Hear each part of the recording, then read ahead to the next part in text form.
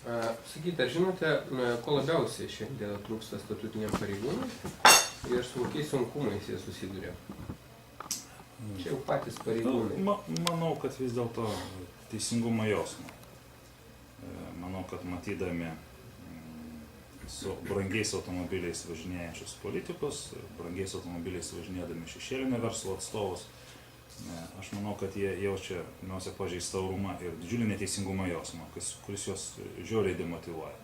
Ir vėlgi ta pati alga, supratimas, kad tu negali netgi lizingu nusipirkti elementaraus automobilio, ar tu negali vaikui nupirkti kuprinės, kad bendraklasiai pirštais nebadytų. Šitie dalykai labiausiai žeidžia. Jeigu taptumėte šalies prezidentu, kokiamis galiomis pasinaudotumėte spręsdamas pareigūnų problemas? Prezidentas, kaip ir Seimo nariai, kaip ir vyriausybė, turi įstatymo iniciatyvos teisę. Jis gali pateikti įstatymo projektą ir šiuo konkrečiu atveju reikėtų pradėti vis dėlto nuo pagrindinių prioritetų, kaip yra paskirstomi valstybės pinigai, kam jie yra skiriami. Ir žmogaus saugumui, piliečio saugumui ir piliečio supratimui, kad valstybė per pareigūnus įsaugo nuo pirmiausia smurto, nuo buitinio smurto, nuo chuliganizmo, nuo užsipuolimų gatvėje. Tai akivaizdu, kad Lietuvos biudžete šita dalis yra labai smarkiai sumažinta, kaip minėjau, jinai yra prilygsta tik tai, tas procentas yra tokio mažumo, kad prilygsta Rumunijos ir Bulgarijos, kurios yra labiausiai atsilikusios ES šalis. Tai iš tikrųjų Lietuvai turėtų būti gėda. Mes save tai laikome žymiai aukštesnės kokybės šalimi negu Rumunija ir Bulgarija, bet mūsų politikai labai atkakliai tą biudžeto eilutę skirtą teisėsaugai toliau ignoruoja. Kaip aš minėjau, greičiausiai tyčia, tam, kad teisėsauga būtų susilaužytų stuburo ir klausytų jų neteisėtų arba neteisingų nurodymų.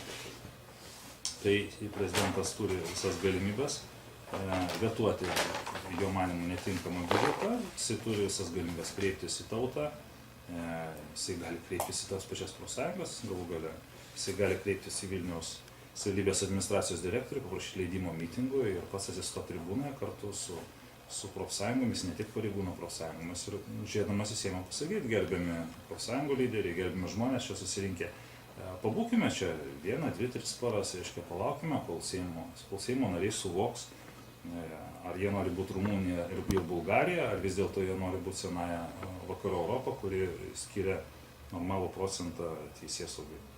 Ir tokia, panaudodamas įstatymo iniciatyvos teisę, panaudodamas moralinį spaudimą, galų gale prezidentas visada gali kreiptis ir per žiniasklaidą, ir jo balsas vis tiek visiškai kitaip.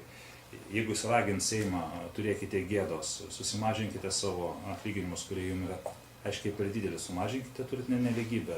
Ir pirmiausia, tą turtinę nelygybę mažinkite teisėsaugos srityje. Niekur nesidės tas Seimas. Neatlaikys Seimo nariai tokio spaudimo, jeigu kartu veiks prezidentas, profsąjungos, visuomenė, piliečiai, nevyriausybinės organizacijos. Ta pažeminimo jausmą dėl turtinės nelygybės jaučia absoliučiai visos profesijos Lietuvoje. Bet labiausiai, aišku, tai kerta per uniformuotus pareigūnus.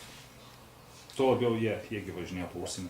Žmonės žiūri televizorius, mes matom tą akivaizdų kontrastą tarp Lietuvos ir kitų šalių. Mes norime Europą, mes bėgame į Europą, mes grįžtame į Europą. Tai pradėkime nuo elementarių dalykų. Europa yra ten, kur žmogus saugus, kur šypsosi, kuris žino, kad jo neprimušo, o jeigu kartais įvyktų kokia vagystė, ateis daug tyrėjų, jie turės visą reikalingą įrangą, jų bus pakankamas skaičius, jeigu tai yra žiaurūs nusikaltimai, ateina didžiulės techninės pagalbos, laboratorijos, jeigu tai yra vagystės, biudžeto lėšų grobstymo, revizijos departamentai, ekspertai, Lietuvoje visko reikia laukti baisiausiose eilėse, ar tai kriminalinės laboratorijos, baisiausiai skursta. Tai visa tai yra už mūsų sienų, tiesiog politikai turi atsinešti tos gerus pavyzdžius ir gerą praktiką čia naisgi. Niekas netrukdo Lietuvos politikam pasikviesti geriausius policininkus, geriausius kriminalinės laboratorijas ir suvokti, ko labiausiai reikia, kiek reikia. Ir taip neturi būti, kad policijos tyrėjas negali tirti bylos dėl to, kad jam reikia metus laukti ekspertizės. Negali prokuroras dirbti savo darbo, jeigu jam 3 metus reikia laukti ekspertizės, kada akivaizdu, kad ES pinigai buvo itin įžūliai grobstomi. Ir tie teisėsaugos pareigūnai, jie yra įkaitai būtent pinigų stygiaus. O čia aš grįžtu prie tos savo minties, vis dėlto nukirsdami normalų pareigūnų finansavimą, nukirsdami jų algas, jie dar paraleliai politikai, neduodami elementarių pinigų techniniam ekspertizėm, iš esmės jie paralyžuoja teisėsaugą. Ir pirmiausia, turbūt tai skirta tam, kad ekonominiai nusikaltimai nebūtų tiriami. Ačiū. Kaip manote, koks yra socialinio dialogo lygis Lietuvoje, ES šalyse ir ar teisėsaugos sistemos institucijos vadovaujasi socialinio dialogo principu? Ar jis dar tobulintinas? Manau, kad čia vėlgi tas bendras požiūris, Lietuvos valdžia yra labai aukštai, kiti gyventojai labai žemai. Dialogo iš vis neįsivaizduoja, kaip politikas galėtų vykdyti savo funkcijas ar pareigas, neapsistatęs save profsąjungomis, nevyriausybinėmis organizacijomis ir nekalbėdamas su jomis, nesitardamas, kokie svarbiausi yra, pavyzdžiui, Vidaus reikalų ministerijos uždaviniai, kokie turėtų būti finansavimo prioritetai, kas turėtų būti stiprinama, kokios didžiausios problemos. Tai tas bendras Lietuvos politikų nesikalbėjimas visose profesijose, su visais valstybės tarnautojais. Sakyčiau, taip, kaip yra socialinė atskirtis, tai šiuo atveju yra nesikalbėjimo atskirtis. Tiesiog nesikalba. Jeigu pasikalba, tai tam, kad nusifotografuotų ir pranešimas spaudai siųstų, kad buvo susitikęs su profsąjungomis. Aš pats esu stovėjęs, kiek policijos pareigūnų profsąjungos rengė Basaus kojos akcijas, aš pats esu ten stovėjęs, aš tiesa buvau Klaipėdos miesto tarybos narys, kaip ir galimybė įtakoti politikų sprendimus buvo per maža, bet buvo visiškai akivaizdu, niekas iš valdžios į tuos piketus neatėjo, niekas su tais pareigūnais nepakalbėjo, niekas nepaspaudėm rankos, nepaklausė, kaip jūs jaučiatės.